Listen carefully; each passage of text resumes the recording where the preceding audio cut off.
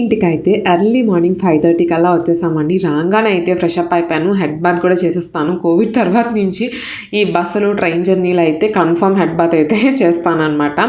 ఇంకా రాగానే బాగా ఆకలేసింది యాక్చువల్లీ ట్రైన్లో. పాప మా అమ్మ ప్యాక్ చేసింది కానీ ఏంటో తినాలనిపించలేదు, నిద్ర కూడా సరిగ్గా పట్టలేదు. సో కొంచెం నీరసంగా అనిపించింది. ఏం చేద్దామా అని ఆలోచించుకుంటుంటే పాప మీనే దోశ బ్యాటర్ తెచ్చానని చెప్పారు. నాకు చాలా హ్యాపీగా అనిపించింది. సో కావాల్సినంత దోశ బ్యాటర్ ఒక గిన్నెలో తీసుకుని వాటర్ కలిపేసుకుని అట్లయితే పోసేసుకున్నాను. ఇంకా చట్నీ ఏం తిందామా అంటే ఆయన నా కోసం చక్కగా కొబ్బరి చట్నీ చేశారంట. అది చాలా ఎమ్మీగా ఉంది. సో బ్రేక్ఫాస్ట్ అయితే తినేసాను. ఇంకా బియ్యం అంటారా, ఈ వాటర్ ఉన్నాయి కదా, రైస్ వాటర్ చక్కగా ఫర్మెంట్ చేసి నెక్స్ట్ రోజు రాసుకుంటాను అనమాట హెయిర్కి.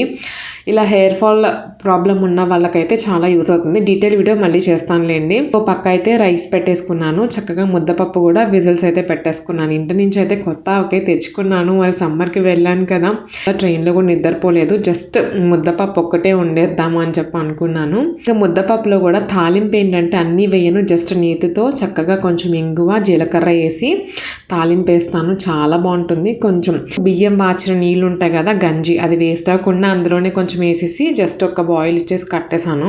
ఆ రోజు ఎమ్మీ లంచ్ ఎంత బాగుందో. యాక్చువల్లీ ఏమీ చేయలేదు, ముద్దపప్పు ఒక్కటే, ఆవకాయ పచ్చడి, ముద్దపప్పు, నెయ్యి.